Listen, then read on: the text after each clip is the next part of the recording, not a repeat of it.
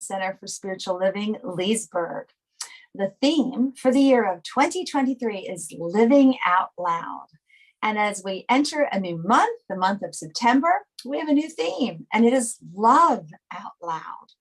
Today's message, oh, I can't wait for this one. It's, I love myself so much. Oh my gosh, if you're a little uncomfortable with that, stay tuned. I know Charlene has a wonderful message for us today. We are so glad that you took some time out of your day today to join us. If you have any prayer concerns or celebrations that you would like us to include later in our spiritual mind treatment, which is a form of affirmative prayer, we will be doing that after our message. So just put that, any prayer concerns, celebrations that you have in the chat, and we will make sure that we include those. All right, enough of getting things started. We're going to turn on our official welcome video. So sit back, enjoy, and welcome. Please join us as we create our sacred space. We set our intentions of deepening into our awareness and practice of our 5 pillars of spiritual living by lighting this candle in our virtual world.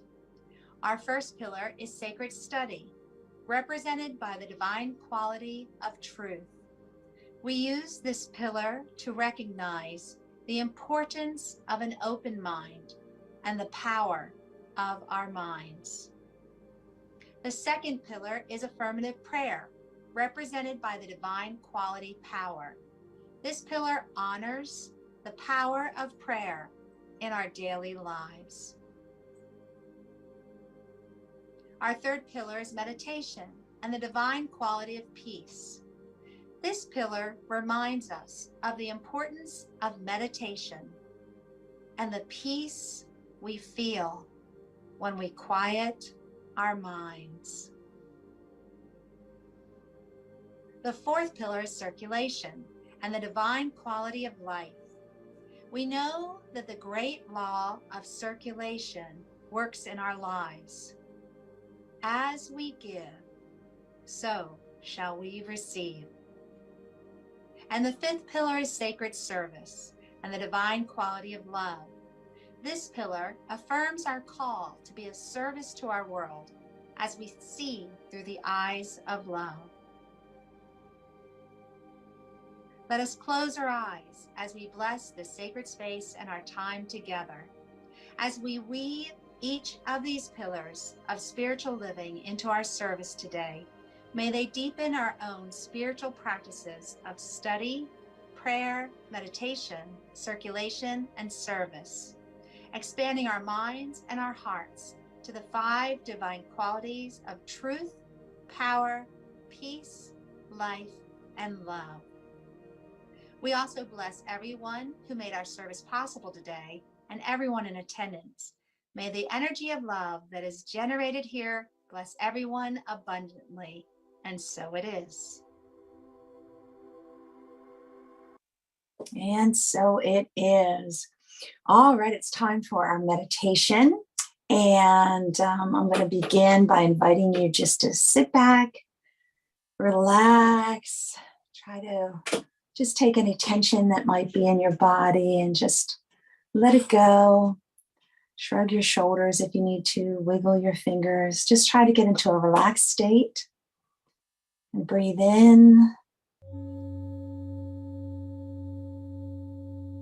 and release. It does so much good for the body.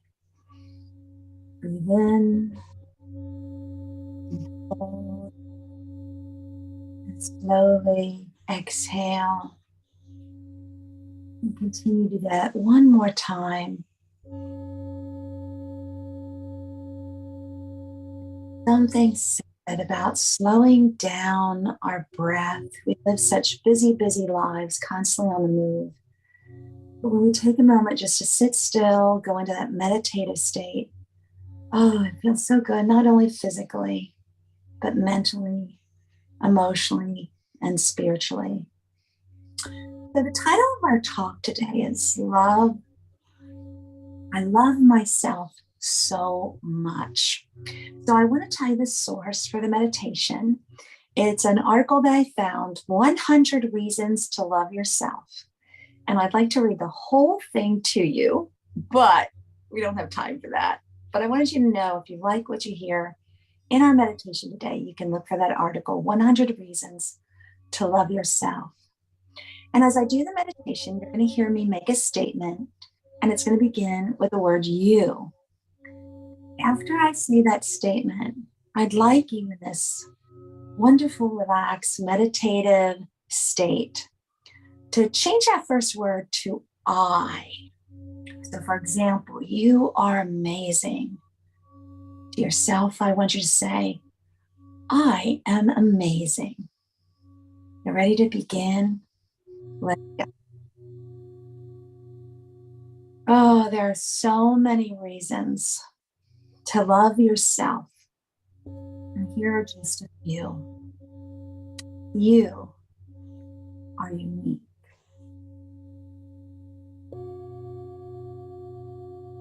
There's absolutely nobody in the world exactly like you.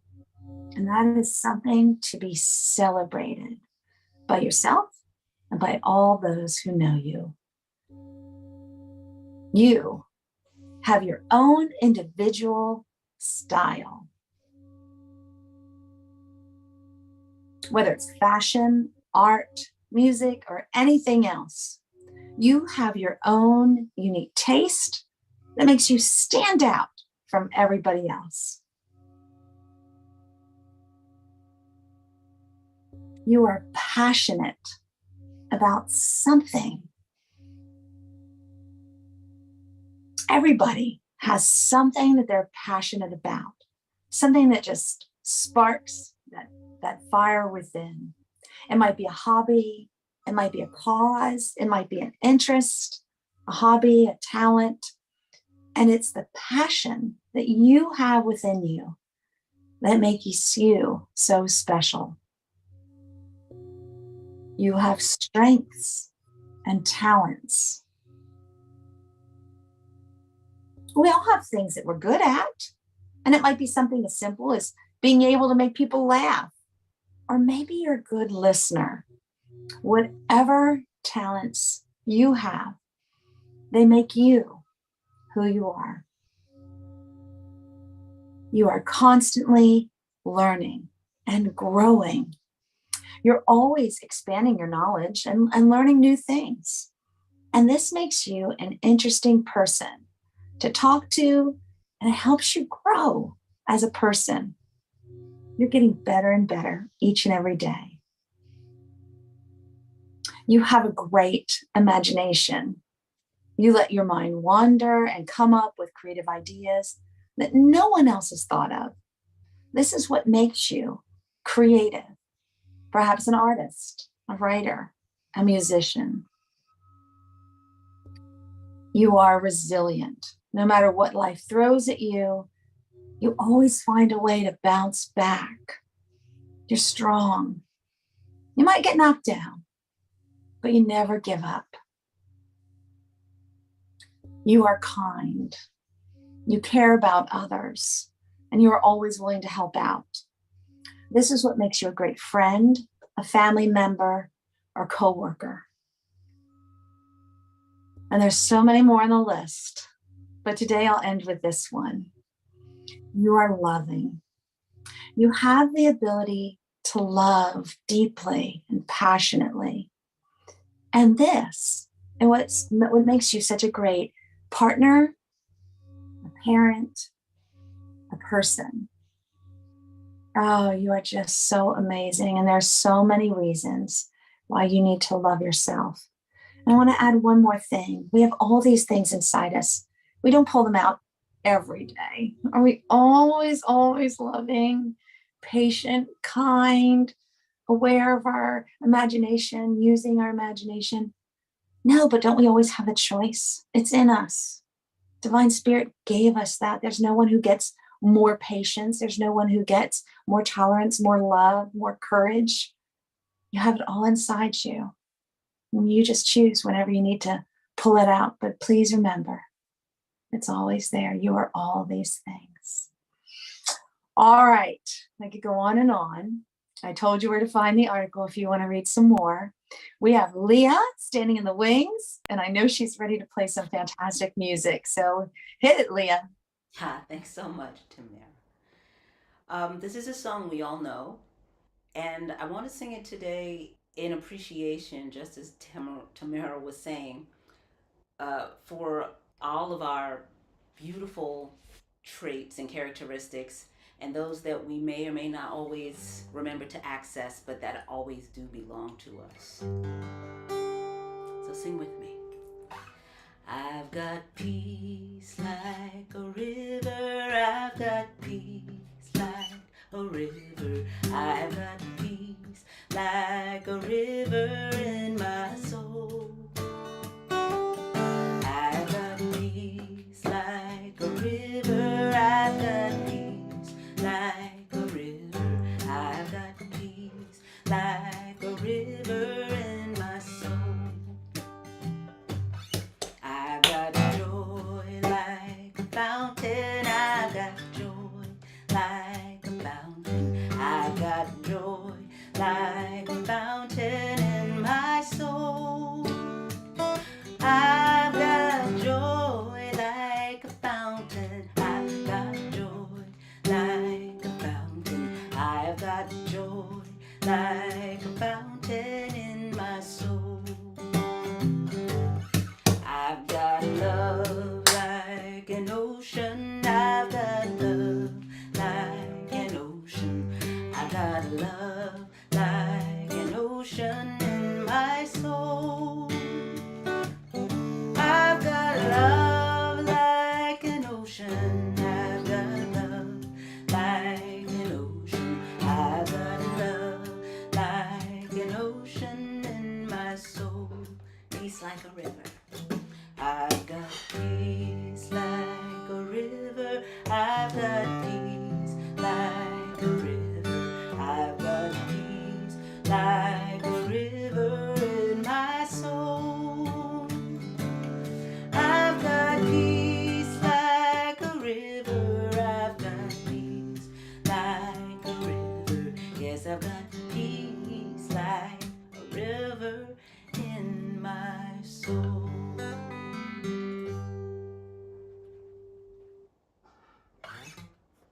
That was beautiful. Beautiful, beautiful. Thank you, Leah. And thank you, Tamara, for that meditation of affirmations. Very nice. Very, very nice. So good morning and welcome to September. Already moving on down the road when it comes to time. But you know, time is just a construct. There's only now. Just ask any animal in the wilderness. It is now. If you ask them, hey, dear, what time is it? It would say, why, it's now. Because that's all we have. They're not remembering and they're not anticipating the future like we can do, disastrofizing the future. Nope, it's only now. So I love that idea that even as I think that time is flying by at breakneck speed, it's just our thoughts about it that make it so. And that song, I've got peace like a river, that's all of that, all the things we have in our soul. These were the things that we affirmed in our meditation. I love how things come together because I also want to talk to you about these things. Obviously, it's all about self-love this month. And the thing about love, in fact, it's called, this month is Loving Out Loud. And of course, it starts with self-love because how can we give something we don't have? This is a question. How can you give it if you don't have it? So we'll talk about self-love and the way Tamara took us through all the ways in which we are worthy, we are valuable, we are lovable, if I may. A lot of times we may forget that and devalue that. Why? Because we're comparing ourselves and we might be living in something other than the now. We're projecting how we might not be good enough at some point in the future. In fact, a lot of times we get so disconnected from who we really are that we forget that our true nature is one of love, that we're really made of God stuff. And it's, I've got love like a river and peace like a river and joy like a river. And yes, I also have what Tamara was having us think about. I've got passions. I've got my own point of view in the world. I've got thoughts that no other person, creative thoughts that nobody else has in just the way that I have them. So what we're saying here is not only am I one with this divine flow of energy called life, called love, called God, I also have this personalized take on it. I'm one, but I'm also individualized one. And that makes it extra sweet, extra special, so that there's really, we have to kind of work hard at not appreciating ourselves. But somehow we make a way. We figure out a way to discount the wonderful things about us. Now, I don't know if the reason we do it is because in our family of origin, we might have had a twisted approach to love. And it wasn't because of our parents just decided, oh, you know, I was raised perfectly. I am going to divert or depart from the way I was raised, which was perfect, and come up with some new stuff just to terrorize my kids. No, no, no, no, no. No parent purposely says, how can I screw this baby up? Nobody. But what we do is that we have grown up in a family ourselves that had probably some dysfunctional relationship with love. Perhaps it looked like, I love you as long as you behave. The conditional love, I love you, but you're kind of terrible at that. You suck at that. Give me that. You can't do it. Girls can't be X. Boys should never Y. These things that come with the love kind of messed up our idea about love. And when we take our time to examine that and just kind of like you shuck an ear of corn, you pull away the parts that are not edible, we too can look at the way we've learned how to love and take away the parts that don't really apply. So if our love and our family of origin may have been conditional, it may have been doled out or maybe taken away because of certain situations, we can start to realize, well, that parent was doing the best that they can. They were doing the best that they could with what they had. They were probably raised in that way too. They were seeing love as being some big transaction where people have to behave a certain way in order to continue to receive it. There might even be situations where only babies are given pure unconditional love. But when you get to be a certain age, the love gets taken away, just like your favorite video game console. If you don't act right, that love is taken away. And until you act right, you can get it back. Some people thought that that was a good way to raise their children. Some people, I know some people, I divorced some people. I'm just not going to put it all out there, but there are stories. I divorced a person who said, well, your son, way too happy, way too entitled, way too full of himself. So I am going to bully him just a little bit because he needs to grow a pair. And I'm like, say what now? He's 6. Oh yeah, but I'm going to rough him up because the world is going to see him as a P word. I was like, what now? He's not a little kitten. He is what? And so I did not let that happen for long. You guys know my story. If you don't know, that guy doesn't exist in my life anymore. Now, I didn't kill him. He exists somewhere, just not here. I freed him to go find the person that he should be married to. I apparently was married to someone else's husband. That's how I put it. Oh, I'm the wrong wife. You go find your correct wife, because this is not what we do here. We raise our children with love and compassion. So how horrible would it be if I allowed that person to create a world where home is not a safe place to come to? Coming home is not the place where you feel loved? That would be strange. And I'm so happy that I was able to remove that presence. Now, I'm saying all that to say this, you guys. if I did not have an awareness of self-love, I would not have known that what I was getting in that relationship was not love.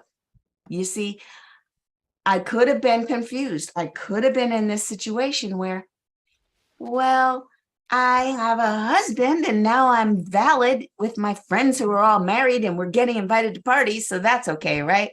No. I could have used the attention I was getting and converted it to that means it's love. No, attention does not equal love. Being together as opposed to single does not mean love. Love is a choice. Love is a set of actions that we take because we put someone's romantic love. I'm going to just categorize that. Romantic love is when you take someone else's best interest and you hold them high and you act in a way that supports that person's spiritual unfolding, that supports them and their soul, that treats them as if they're a valuable human being. Even if that person chooses to walk away, you still want what's best for them because you love them. Love is not selfish.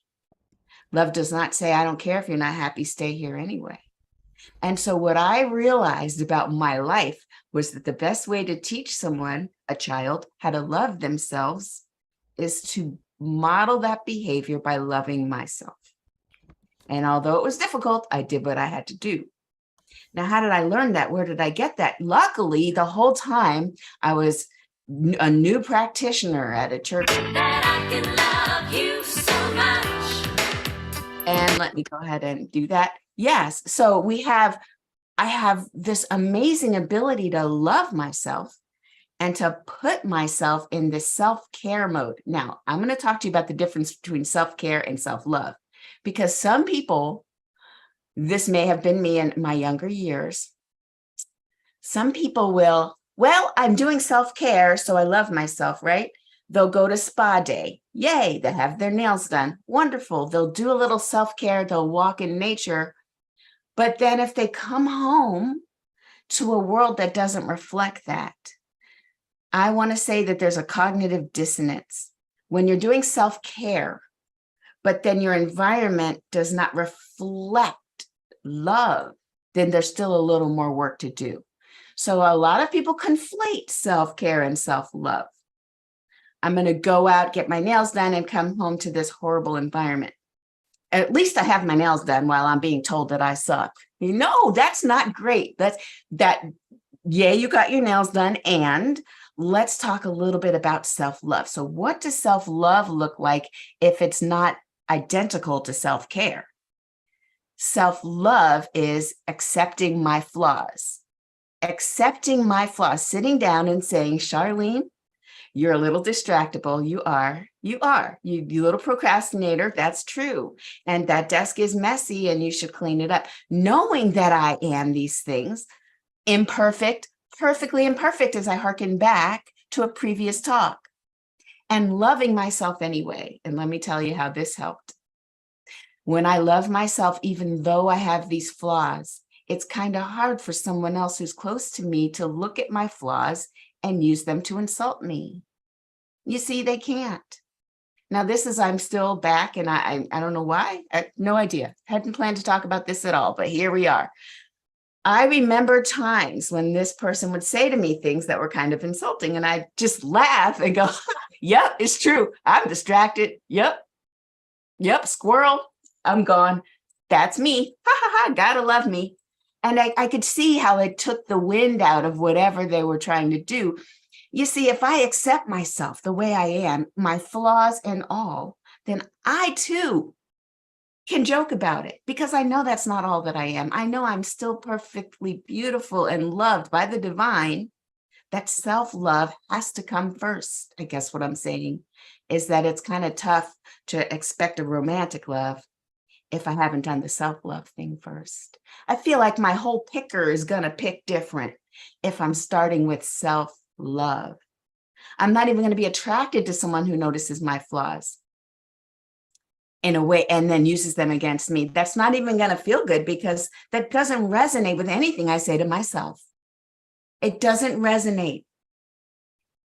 So, and now if you're asking, I know that I should probably address when I did first attract the person I had married and was married for 5 minutes. It wasn't a long marriage at all. But I remember when I did first attract that person, I was in a little bit of a self-deprecating, I'm not good enough mode. And I do remember having some of the things that they said to me kind of sting. And I guess they got a good response because they kept going for it. But as I moved through my practitioner studies, as I moved through this spiritual teaching, I became more and more comfortable with who I am.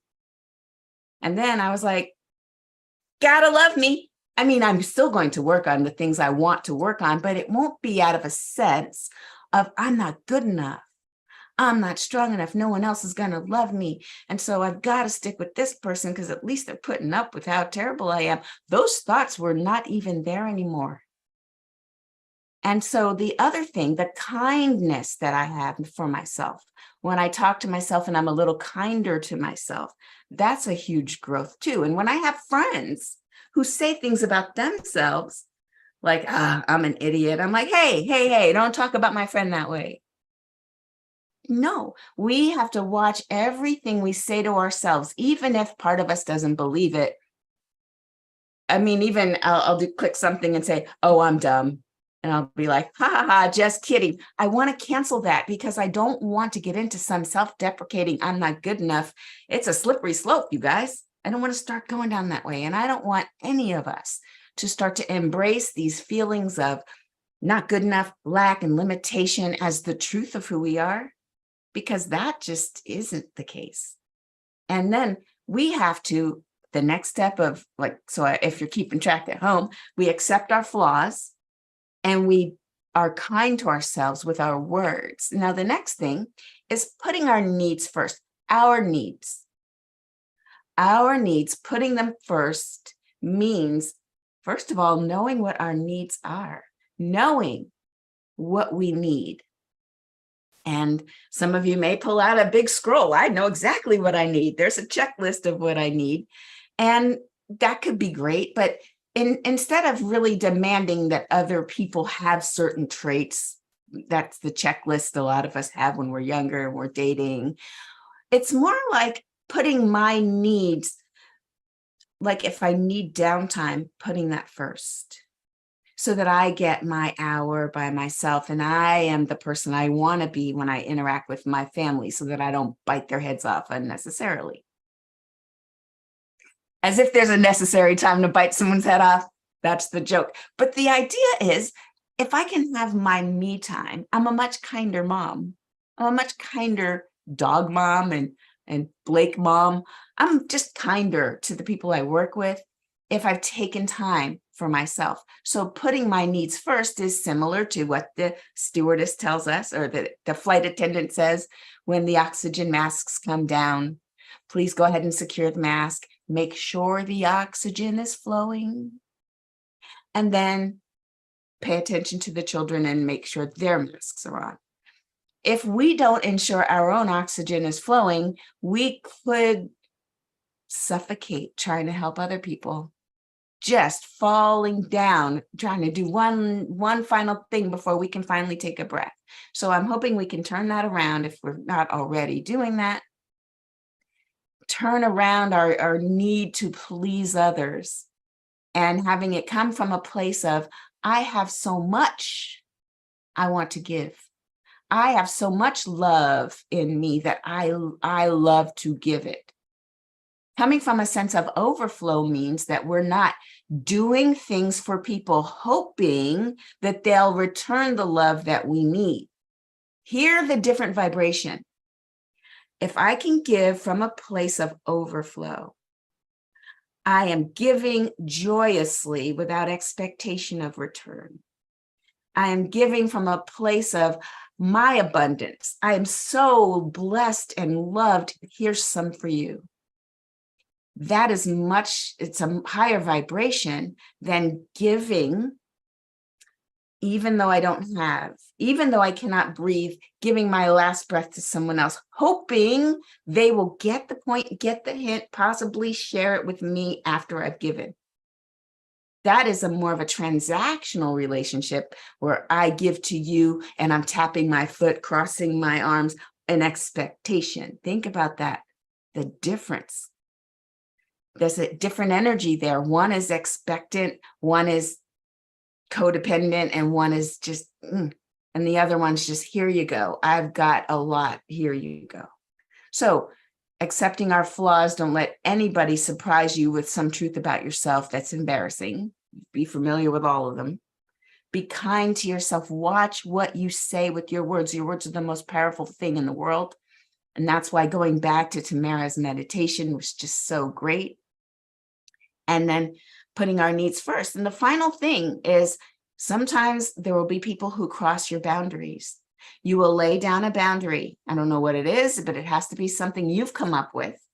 And the boundary is always something that has to do with, I can no longer stay if, or when you do this thing, I feel a certain way. And if the person keeps doing it, then there you go. You got your message. When I was younger and dating, I would create a boundary and express the boundary and then watch and see how the boundary is treated.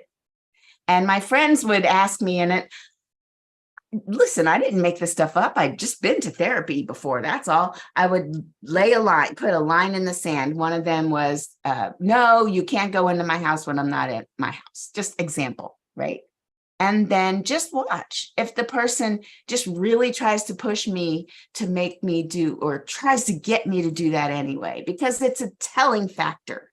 If I told you, there's the boundary, and then you're still trying to come across it, trying to push against it and trying to change the boundary because of what you want, then what I hear is, yikes, you're more interested in what you want than what I've told you. And I just unfold that into the future. I'm like, yikes, this is not going to end well. So if you can't even hear me say this little thing, what's that going to look like later when it gets to be more stakes involved?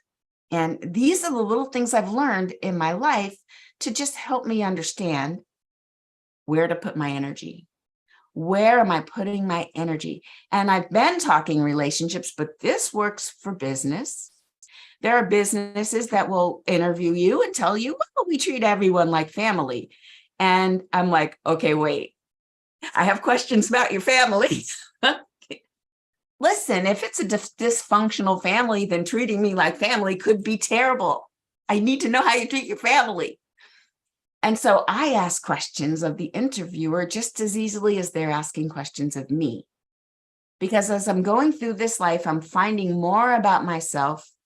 I'm learning not everybody gets everything. I get to choose. I use discernment. How much of me do they get to have? And then it's an ongoing relationship at work, at home, in your home relationships, just the people that live with you. You each have agreements, whether they're spoken or not. And there is an exchange of energy, and there are boundaries. And then there's communication when those boundaries have been breached. And so it's not necessarily it's my way or the highway. It's a matter of communicating the love, the compassion, and the connection that we have with each other with a respectful way, in a respectful way, so that everyone feels valued. Again, love, there are so many ways of saying what love is. And in this conversation, we've talked romantic love, we've talked familial love, we've talked the love that we have for acquaintances, just people all around. But I have a kind of a question. We talk about all this love, and we know that we started out the conversation saying the divine energy that powers this whole existence called life, that is love. Divine energy is love. Period.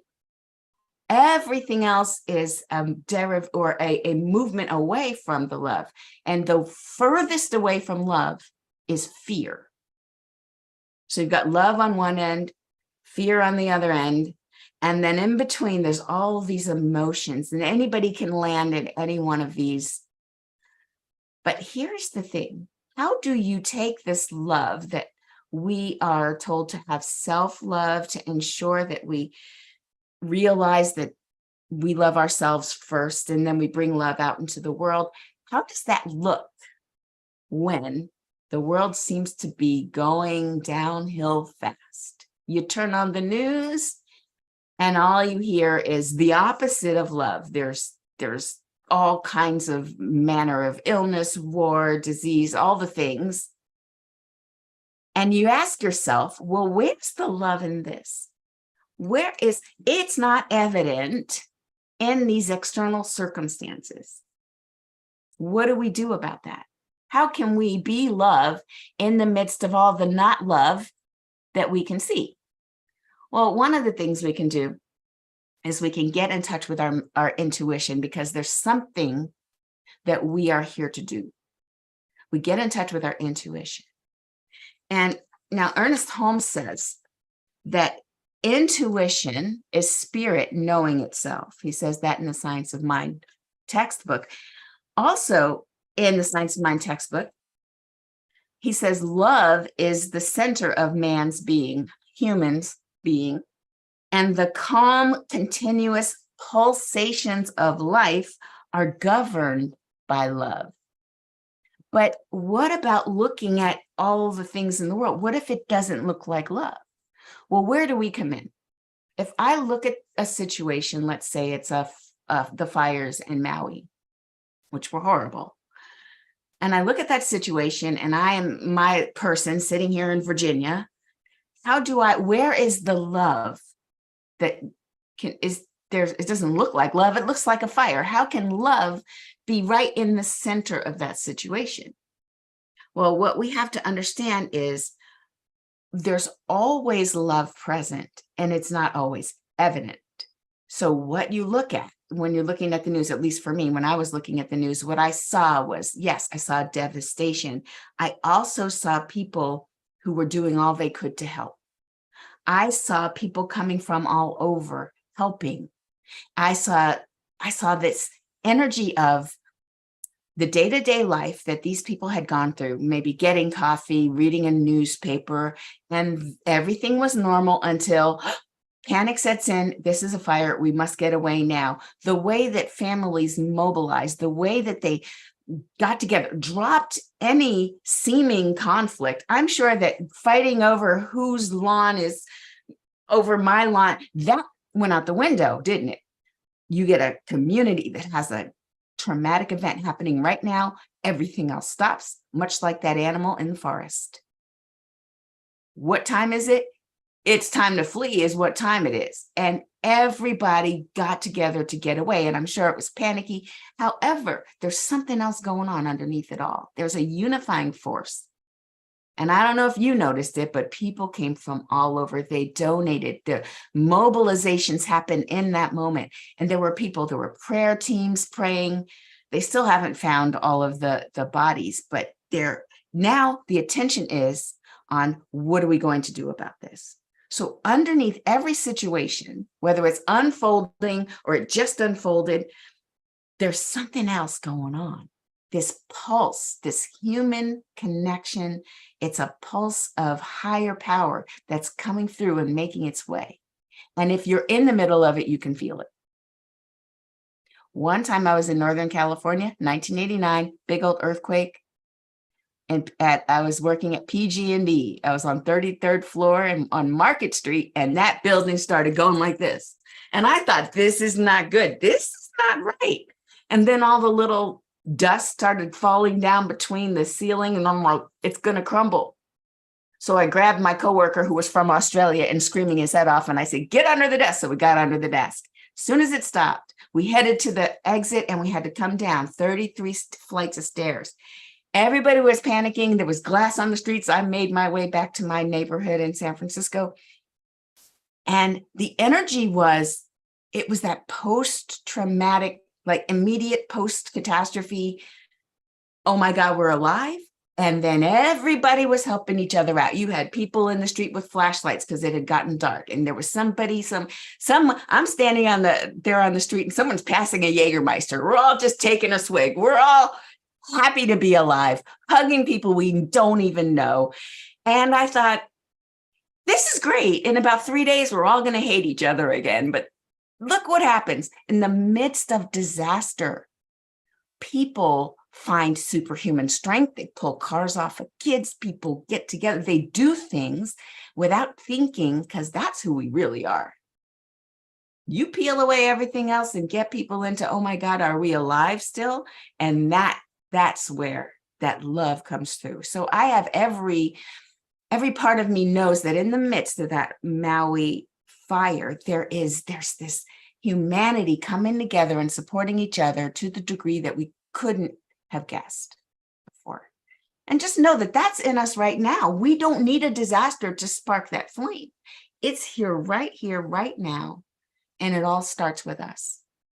So we love ourselves through our actions toward ourselves. And that way we can arise and we can love each other. All right, let's go within and do our prayer. We're already out of time.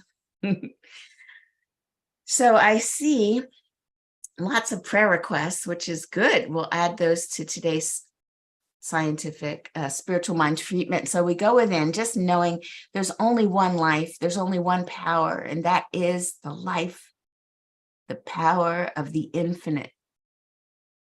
We have never been born and we're never dying. This momentous experience in this human body, this is imbued by this everlasting spirit that is us.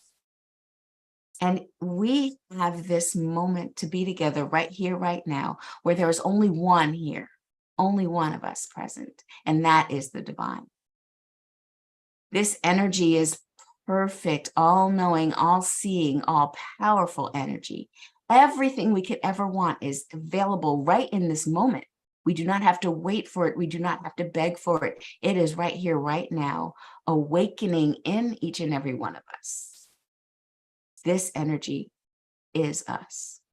We are made of divine stuff.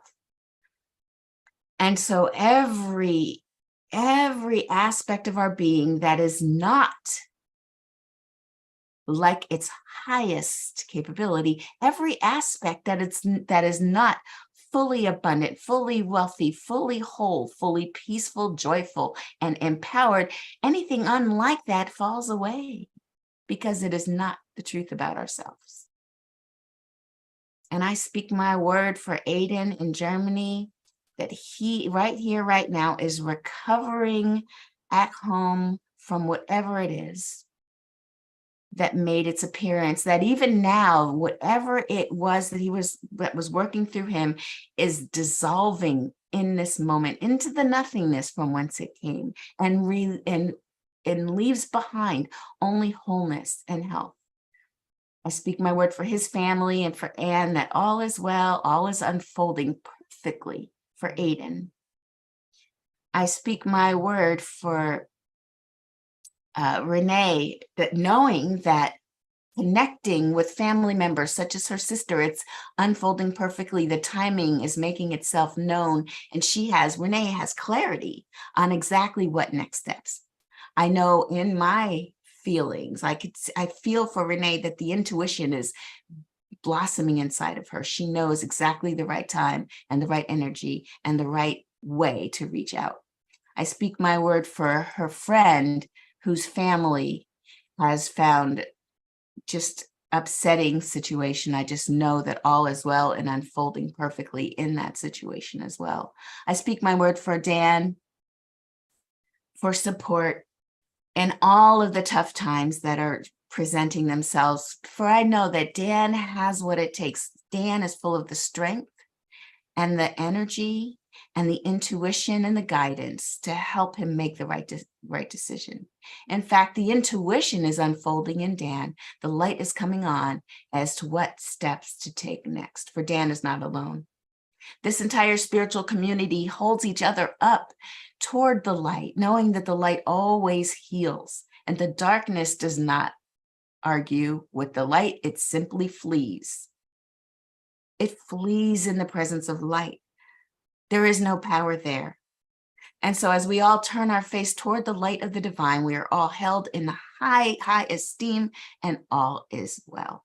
I feel so grateful to be able to speak these words of truth, knowing that they're simply seeds planted in the mind of the divine and the law of the divine. And the law always says yes, always brings whatever seeds are planted into full fruition.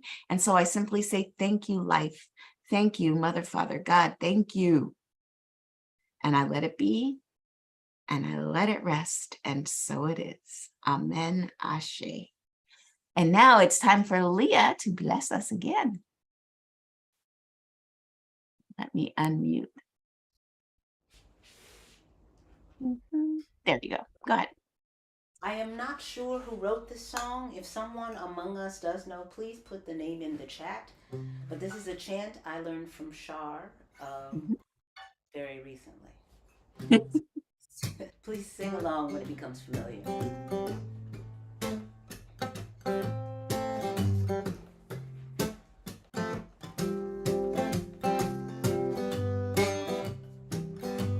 I love myself so much that I can love you so much, that you can love you so much, that you can start loving me. I love myself so much that I can love you so much, that you can love you so much, that you can start loving me. I love myself so much that I can love you so much, and you can love you so much, that you can start loving me. One more time. I love myself so much, and I can love you so much, and you can love you so much, that you can start loving me.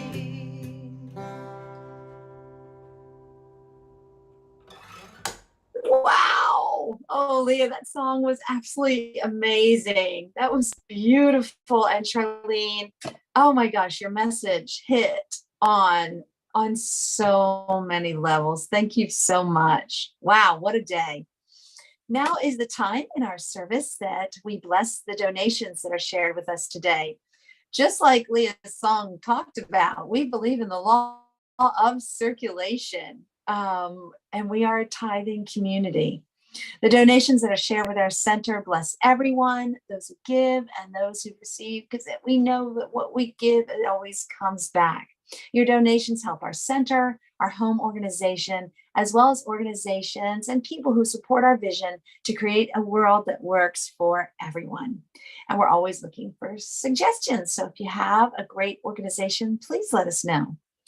Now, back to the donations. You can see that there's so many ways that you can give, and odds are you've already found one that works well for you.